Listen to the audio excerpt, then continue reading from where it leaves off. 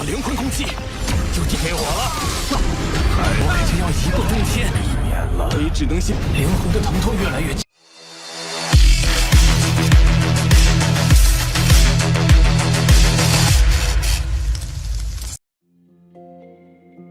Halo semuanya, selamat datang di Ruang Sinema. Bagaimana kabar kalian semua? Semoga selalu sehat dan baik-baik saja. Sesuai jadwal, jadi pada hari ini kita akan kembali melanjutkan spoiler Penakluk Bintang berdasarkan cerita novelnya. Cerita berlanjut, perang besar pun semakin kacau. Hampir 100.000 prajurit saling menghabisi satu sama lain. Dan siapapun yang terserat ke wilayah berbahaya langsung lenyap tanpa jejak. Ruang di sekitar pun telah hancur. Ribuan jalan keluar tiba-tiba muncul di segala arah. Siapapun yang cukup cepat bisa lolos melalui salah satu dari mereka. Tapi bagi para kaisar puncak, ini adalah kesempatan terbaik untuk membantai sebanyak mungkin musuh demi dapat merebut harta mereka. Di tengah semua itu, Lo Fang tetaplah tenang. Ia tidak tergila-gila pada bintang tersegel atau harta lainnya. Pikirannya hanya tertuju pada menara bintang dan panggilan misterius yang membawanya ke sana. Ia merasa semua ini bukan kebetulan. Bintang tersegel jatuh tepat saat ia tiba. Ia yakin ada sesuatu yang lebih besar sedang menunggu untuk terungkap di balik jatuhnya bintang itu. Di tengah kekacauan pertempuran besar yang mengguncang ruang luas itu, Lo Fang dan tim kecilnya berbaur dengan kem-kem besar lain, bekerjasama dengan Kaisar Tianchen, Changxi, dan Kuhu. Mereka tak sengaja terlibat dalam badai pertempuran yang penuh bahaya dan peluang. Dalam beberapa menit saja, Lo Fang sudah mengumpulkan kekayaan luar biasa, lebih dari 10 miliar. Ia pun baru benar-benar memahami kenapa para kaisar rela mati demi harta. Di ruang yang terus berguncang, ribuan pintu keluar muncul dan lenyap silih berganti, membuat situasi makin menggila. Namun di tengah hiruk-pikuk itu, Tianchen tiba-tiba terkena serangan jiwa. Semua orang terkejut, apalagi saat diketahui bahwa pasukan iblis sedang mendekat, dipimpin oleh Kaisar Qimang, ahli serangan jiwa yang pernah bentrok dengannya. 12 prajurit kem iblis muncul, 6 diantaranya adalah batas kaisar. Sementara di pihak Lo Fang ada 4 batas kaisar, yakni Ku, Heavy Arrow, Tianchen, dan dirinya sendiri. Perbandingan kekuatan jelas tidaklah seimbang. Tapi tak ada jalan untuk mundur. Pertempuran pun telah pecah, penuh ledakan energi dan benturan kekuatan abadi. Su dan Tianchen berusaha keras menahan lawan. Sementara Lo Fang menggertakkan giginya siap menghadapi badai. Ia tahu bahwa kristal dewa api yang dia milikinya bisa menghancurkan semuanya. Tapi risiko besar, teman dan musuhnya bisa mati bersamaan. Maka ia memilih strategi lain. Ia memerintahkan Heavy Arrow untuk menyerang puncak kaisar musuh. Dalam kecepatan kilat, mereka menebas musuh satu persatu, membuat beberapa kaisar iblis meninggoy. Namun keberuntungan tak bertahan lama. Changxi terpukul ke wilayah bahaya dan lenyap. Sementara Ku mulai kewalahan melawan 4 kaisar sekaligus. Tianchen berada di ambang kehancuran, dikepung oleh Qimang dan sekutu iblis lainnya. Lo Fang bergegas membantunya, tapi serangan jiwa dari Qimang menghantam dirinya dan membuat tubuhnya kehilangan kendali. Lo Fang pun terjatuh cepat menuju wilayah bahaya. Happy Arrow dan Siu pun mulai panik dan berusaha mengejarnya, tapi jarak itu terlalu jauh. Di saat itulah rahasia besar terbuka. Tianchen yang tampak terluka ternyata tersenyum puas. Selama ini dia adalah pengendali jiwa Qimang. Ia telah menjadikannya budak tanpa diketahui siapapun. Bahkan ia juga berhasil menguasai satu batas kaisar lainnya, yakni Mist. Semua pertempuran dan kekacauan itu ternyata rencana jahatnya. Tianchen menyiapkan jebakan untuk Lo Fang, memancingnya agar turun menyelamatkannya, lalu membuatnya terkena ilusi dan jatuh ke wilayah maut. Yang mengambil seluruh kekayaan Lo Fang untuk dirinya sendiri. Namun Lo Fang tak semudah itu dikendalikan. Kesadarannya yang telah diasah ribuan tahun membuatnya mampu menembus ilusi. Begitu sadar, ia langsung memahami semuanya. Tianchen adalah dalang sebenarnya. Tapi semua sudah terlambat. Jarak dengan wilayah bahaya terlalu dekat. Dengan cepat Lo Fang mengeluarkan kristal dewa api, berencana meledakannya agar bisa lolos dan sekaligus menghabisi Tianchen. Rencana putus asa itu membuat Tianchen panik. Tepat ketika Lo Fang hendak meledakkan kristal itu, energi misterius turun dari langit melingkupi tubuhnya.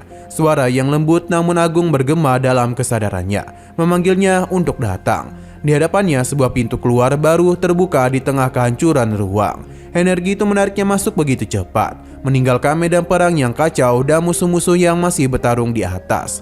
Lo Fang pun lenyap dari ruang itu, terbawa entah kemana, dengan kristal dewa api masih tergenggam di tangannya. Lo Fang pun berdiri terpukau di hadapan sosok besar bernama Putih. penjaga menara bintang yang menyiapkan rahasia tentang asal-usul umat manusia. Dalam ketenangan kuil yang dipenuhi cahaya bintang, Putih menjelaskan. Ia menyingkap bahwa ras Yansen dan ras manusia berasal dari tangan yang sama, diciptakan oleh sosok agung yang tak terkalahkan di alam semesta. Putih menyebut bahwa sebutan bumi hanyalah nama yang digunakan pada era Lofang, karena dua kandidat yang sebelumnya menyebut planet itu berbeda. Yang pertama menamai Sanhai, sedangkan yang kedua menyebutnya bintang asal. Kini di era Lofang, dunia itu dikenal sebagai bumi. Putih kemudian menceritakan awal mula ras Yansen. Dahulu gurunya menjelajahi jagat raya dan menemukan sebuah planet istimewa yang ia rawat dengan hati-hati untuk menciptakan ras kuat bernama Yansen. Ras ini tidak seperti ras lainnya yang hanya diciptakan begitu saja, melainkan hasil dari pemeliharaan panjang dan seleksi ketat. Dari sanalah lahir murid kedua sang guru, makhluk kuat yang tak tunduk pada siapapun, yang kemudian membawa rasnya sendiri dan membentuk wilayah Yansen, menjadikan salah satu kekuatan besar di alam semesta. Meski ras Yansen tidak sekuat manusia secara keseluruhan, mereka memiliki keunggulan karena memiliki pemimpin seorang penguasa alam semesta yang membawa harta istimewa. Dengan kekuatan itu, ia tak gentar terhadap para manusia manapun dan menjadikan rasnya sebagai kekuatan yang disegani. Lofang memahami bahwa Putih juga berasal dari manusia, dan makhluk itu tertawa ketika ia mengingat nama Tipu, penulis manual 10.000 kendali jiwa. Putih mengaku bahwa Tipu sebenarnya adalah dia sendiri, hanya dalam bentuk klon yang sengaja dia turunkan. Ia memilih hidup sederhana di tengah manusia, tanpa menampakkan kekuatan aslinya agar tidak menarik perhatian, karena kekuatannya bisa mengungkapkan hubungan langsung dengan sang guru. Ia hanya menampakkan kekuatan selevel kesatria puncak dan menyebut dirinya Tipu untuk menyembunyikan identitasnya. Putih menjelaskan kisah tentang penciptaan ras manusia. Sang guru menciptakan ras Yansen lebih dahulu, namun mereka tidaklah sepenuhnya puas. Ia menyesal karena meski dapat meningkatkan kekuatan fisik mereka, evolusi jiwa tetaplah sulit dicapai. Maka dia menghabiskan waktu dan tenaga untuk menemukan cara baru, hingga akhirnya menciptakan ras manusia, ras dengan jiwa murni sejak lahir. Untuk mendukung potensi besar ras baru ini, sang guru menciptakan teknik luar biasa, yakni manual 90, yang dirancang untuk membantu tubuh manusia terus berkembang hingga mencapai tingkat ras langka di alam semesta. Namun ciptaan ini ditolak oleh hukum alam semesta itu sendiri. Setiap kali sang guru mencoba mengajarkan manual itu secara langsung, hukum alam akan menghapus ingatan murid yang mempelajarinya. Karena itu ia menciptakan benda khusus bernama kristal jiwa surgawi, yang menyimpan seluruh isi manual di dalamnya. Hanya manusia dari bumi yang bisa memperoleh teknik tersebut, dan hanya jika mereka berhasil melewati ilusi dalam kristal tersebut jugalah. Ajaibnya, hukum alam tidaklah bisa menghapus ingatan dari mereka yang mendapatkannya melalui kristal. Tetapi kristal hanya bisa digunakan satu kali. Selama penerima teknik itu masih hidup, kristal tidak akan bisa meneruskannya kepada orang lain. Karena itu, ras manusia memiliki 3 kandidat. 2 kandidat sebelumnya telah gugur, membuat Lofang menjadi penerus ketiga. Putih menjelaskan bahwa sang guru sangat menghargai 2 ras ciptaannya, namun ras manusia adalah yang paling istimewa. Pemimpin ras Yansen adalah murid kedua, sedangkan pemimpin ras manusia akan menjadi murid ketiga. Kedua murid ini telah disiapkan dengan harta luar biasa. Ia lalu bercerita tentang sang guru yang hidup di level tertinggi di alam semesta. Makhluk yang begitu kuat hingga diundang untuk memimpin berbagai aliansi besar seperti aliansi manusia, aliansi monster luar angkasa, dan aliansi ras serangga. Namun sang guru menolak semua itu. Ia bahkan ditawari memimpin aliansi 9 domain, gabungan 100.000 ras dengan jutaan kaisar dan ribuan kesatria. Tapi dia tetap menolak karena tak tertarik pada kekuasaan. Alasan mereka ingin dia memimpin begitu sederhana. Sang guru memiliki kemampuan menghidupkan kembali makhluk yang telah jatuh, bahkan mereka yang berada di tingkat penguasa alam semesta. Kemampuan itu membuatnya menjadi sosok yang ditakuti sekaligus dihormati oleh semua ras. Putih menyebut bahwa makhluk seperti gurunya sangatlah langka, satu-satunya di seluruh jagat raya. Ia adalah sosok yang memilih berjalan sendiri tanpa beban, menciptakan 2 ras besar sebagai hasil dari kerja keras dan tujuan yang hanya ia sendiri yang ketahui. Dan bila Lofang berhasil, dia akan menjadi murid ketiga sang guru, pemimpin sejati umat manusia, dan penguasa masa depan alam semesta. Pada saat itu di dalam kuil yang megah dan penuh aura sakral, Putih memandang Lo Feng dengan tatapan dalam, menilai kekuatan dan potensi luar biasa yang dimiliki pemuda itu. Ia menyadari bahwa Lo Feng adalah sosok paling menonjol di bumi, yang berhasil melewati banyak ujian tersembunyi. Kini hanya satu langkah terakhir menunggunya, jalan hidup dan mati. Jika Lo Feng berhasil bertahan, maka ia akan menjadi pemimpin sejati ras manusia dan berpeluang menjadi kekuatan besar di alam semesta, bahkan memiliki kesempatan langka untuk mencapai tingkat seorang guru alam semesta. Namun semua itu tergantung sepenuhnya pada dia sendiri, pada tekad, pemahaman hukum, serta kemampuannya dalam menempuh jalan pelatihan yang hampir mustahil. Putih menjelaskan bahwa sang guru menciptakan menara bintang sebagai ujian terakhir, dan satu-satunya cara untuk lulus adalah dengan membuat menara itu mengakui Lo Feng sebagai pemiliknya. Namun proses itu bukan sekedar ritual sederhana. Menara bintang adalah salah satu harta terkuat di seluruh alam semesta. Sebuah ciptaan luar biasa yang bahkan sang guru sendiri ciptakan secara tidak sengaja ketika cahaya emas misterius berinteraksi dengan rancangan awalnya. Sejak saat itulah menara ini menjadi harta yang tak tertandingi, namun juga memiliki syarat pengakuan yang hampir mustahil untuk dipenuhi. Putih mengingat bagaimana sang guru dulu menguji puluhan ribu prajurit dari penguasa sektor hingga abadi. Bahkan para kesatria agung, semuanya gagal dan kebanyakan mati dalam prosesnya. Hanya mereka yang berada di level penguasa sektor yang masih memiliki sedikit peluang untuk berhasil. Sementara mereka yang berada di tingkat kesatria atau lebih tinggi sama sekali tidak memiliki kesempatan. Proses ini benar-benar menguji kekuatan jiwa dan keteguhan kemampuan seseorang.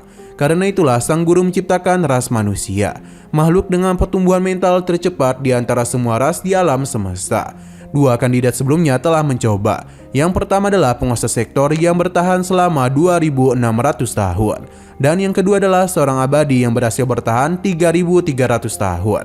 Namun keduanya akhirnya gagal dan mati. Kandidat ketiga dari bumi yang akan menjalani ujian itu. Saat Putih mengungkap semua rahasianya, bintang-bintang tersegel di sekitar kuil tiba-tiba bergetar hebat. Proses pengakuan telah dimulai. Di tengah kuil, cahaya turun dari langit dan berkumpul membentuk sebuah kristal transparan yang berkilau, dengan benang-benang emas di dalamnya. Putih menatap kristal itu dan memberitahu bahwa waktunya telah tiba. Lo Feng menatapnya dengan penuh tekad. Inilah kesempatannya untuk mengubah takdirnya. Jika ia gagal, bahkan jika pemimpin kota kekacauan utama menghidupkannya kembali, ia akan kehilangan segala hal yang pernah dia dapatkan dari manual 90. Semua evolusi, kekuatan, dan kehormatan yang dia raih akan lenyap. Tapi jika dia berhasil, dia akan menjadi pemimpin ras manusia dan berpeluang menjadi kekuatan tertinggi di alam semesta. Putih lalu mengangkat tangannya dan menunjuk ke arah Lo Feng. Kristal itu melayang dan menyatu ke dalam tubuh Lo Feng, menembus pikirannya tanpa menimbulkan rasa apapun di awal. Namun beberapa detik kemudian, rasa sakit luar biasa bisa menyerang jiwanya. Getaran hebat menjelajar ke seluruh tubuhnya, termasuk tubuh Mosa dan tubuh binatang bertanduk emas yang terhubung dengan jiwa Lo Feng. Rasa sakit itu seperti seekor binatang buas yang mencoba merobek keluar dari dalam dirinya, menguji kekuatan tekad dan kesadarannya yang ia miliki. Putih hanya duduk bersila, memandangi Lo Feng yang bergetar hebat dalam menahan penderitaan itu. Dalam hatinya dia tahu tidaklah mudah menjadi pemimpin sejati umat manusia. Ia berharap kandidat ketiga ini mampu bertahan dan tidak berakhir tragis seperti dua pendahulunya. Sementara itu di tempat lain yang jauh di dalam aliran energi kosmik, sosok raksasa hitam setinggi lebih dari 90.000 km duduk bersila di puncak gunung. Tubuhnya memancarkan cahaya gelap dan tanduknya berkilau tajam. Makhluk itu sedang berbicara dengan penguasa lain, seorang bernama Meng Tuo, tentang harta yang disebut sebagai 91 butir pasir. Mereka berselisih dan kemarahan mereka mengguncang seluruh aliran energi di sekitarnya. Namun di tengah perselisihan itu, makhluk tua bertanduk itu tiba-tiba terdiam dan menatap kejauhan, seolah bisa melihat langsung ke arah menara bintang di medan perang ketujuh. Ia tersenyum penuh antisipasi, menyadari bahwa kandidat ketiga dari bumi telah memulai ujiannya. Ia harap makhluk muda itu berhasil melewati cobaan yang tak terhitung banyaknya. Suara bergema di antara kilatan petir dan pusaran energi kosmik. Sementara cahaya dari 91 pasir berterbangan ke arahnya. Dengan tawa besar, makhluk agung itu melesat pergi, meninggalkan gunung dan menghilang ke dalam cahaya. Sementara di kejauhan, takdir Lo Feng sedang ditentukan di dalam menara yang bercahaya bintang. Nah, sayang sekali spoiler pada hari ini pun harus berakhir dulu. Oke, sekian dulu pada video kali ini. Untuk video selanjutnya akan segera hadir. Jadi bagi kalian yang ingin mengikuti series ini, langsung saja klik subscribe dan aktifkan loncengnya. Terima kasih yang sudah menonton video sampai habis. Jika kalian suka pada video ini, klik like dan share ke teman-teman kalian tentang channel ini. Dan ditunggu aja kelanjutannya. Oke, sampai jumpa di video selanjutnya.